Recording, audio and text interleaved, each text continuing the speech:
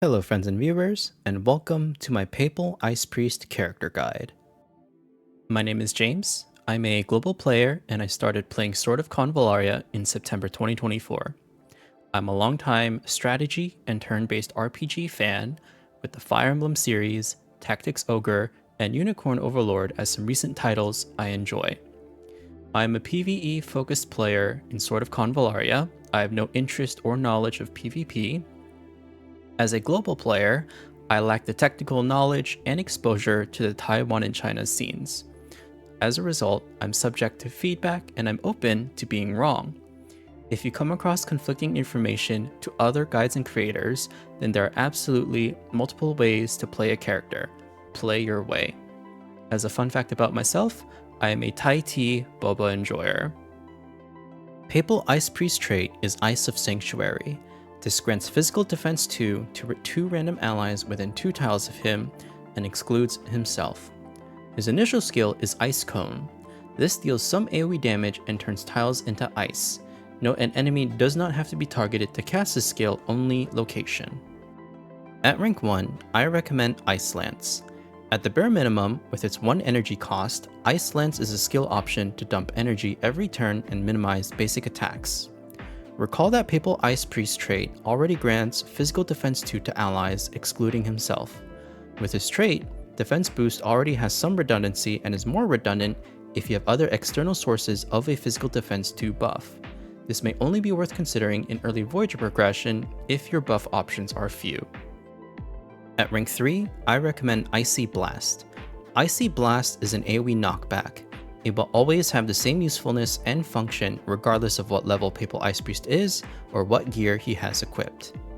Like Defense Boost, Field may be worth considering in early Voyager progression if you have few damage mitigation options for a particular event or trial, but is unlikely to have long-term purpose.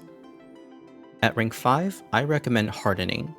Defense Physical mitigates active physical attacks by 15%, which is ordinarily melee attacks and bow attacks. With Papal Ice Priest's high speed and ability to kite via frosty tiles and move and speed debuffs, he should not often be at risk of being hit by melee attacks. Hardening has the benefit of mitigating all active damage types and gain a damage reduction buff even greater than Defense Physical. However, this reaction skill does lose value if Papal Ice Priest receives external damage reduction buffs. At rank 7, I recommend Ice Shock. Both abilities inflict the same amount of damage and the same debuffs. The difference is in the energy cost and frosty tile spread.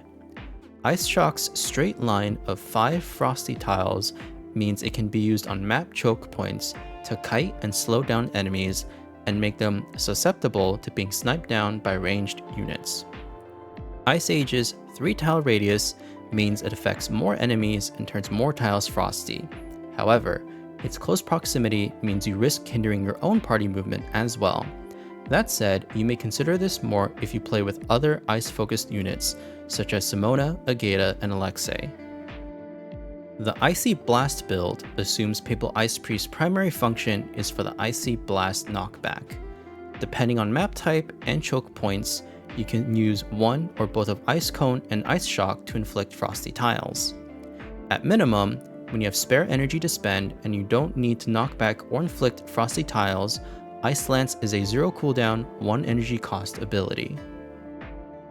Use Defense Boost and Field in the event you are using Papal Ice Priest to mitigate party damage. By default, use Ice Cone as the energy dump. Ice Cone does 5% more damage than both Ice Shock and Ice Age at lesser energy cost, but recall it does not inflict speed or move debuffs compared to his rank 7 skills. For weapons, as a damage dealer, Papal Ice Priest's primary skills are AoE that scale with magic attack, so Diffusing Prism or Resentment Broom are good options depending on star level and engravings. Otherwise, consider Starry Sky Heritage for general use. For Trinkets, as a high-speed unit, Papal Ice Priest can use Old Scrolls of August to speed up a slower unit than him. He can also use Disaster Bottle to inflict debuffs early for the rest of the party to capitalize on. Space-Time Ring and Berserk Incense are listed here specifically for mobility purposes only. This may be helpful when using Papal Ice Priest primarily for Icy Blast. For Taros, Guidance of the World best supports more frequent Icy Blast casts, whereas the increased movement from March of the Chariot helps with positioning Icy Blast. Use either based on map design and initial enemy placement. You can consider Dream of the Magician for more damage as well. For engravings, fishing for the Cup and Wand buff helps support consecutive Icy Blast casts when that is your primary goal. Otherwise, Sword and Wand is the best resonance for damage. To provide some composition and usage tips, Papal Ice Priest has extremely high speed, a base of 270.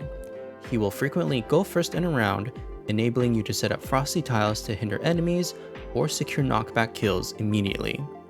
If using Papal Ice Priest for the purpose of debuffing and setting up frosty tiles, partner him with ranged units to take advantage of his kiting skills. With frosty tiles, you can also partner him with units performing knockback abilities to knock enemies back even farther, but be mindful the same can happen to you. For external category buffs, we have Karis with Radiant Guidance. This is ordinarily a strong aura, but not as useful when using Papal Ice Priest only for knockbacks. If used for damage, Papal Ice Priest will need external support to meet the 4 buff requirement. Samantha and Suppression bring the battle flag of Papal States as well. I still do recommend Karis' aura instead if possible, and only consider the battle flag if it's your only option. This concludes my character guide. As mentioned in my disclaimer, I welcome feedback and I'm open to being wrong. I'm still learning and improving just like you are. Once again, if you find conflicting information to other guides or content creators, then that means there are multiple ways to build a character and still achieve success. If you have any feedback for me, please feel welcome to comment below. I also have my various social media platforms on this slide here. Last but not least, I want to credit and shout out these resources that helped me put this guide together. Voyage Memento for their character build samples and reference links, the Sword of Convallaria No Potion fan site for skill images and skill descriptions, the Sword of Convallaria Cloud Drop Wiki for skill filtering and gear images, and the Billy Game and Game Key Chinese sites for character art assets. I highly recommend visiting these links to build your Sword of Convallaria knowledge. Thank you so much for watching this character guide, and I will see you in the next one.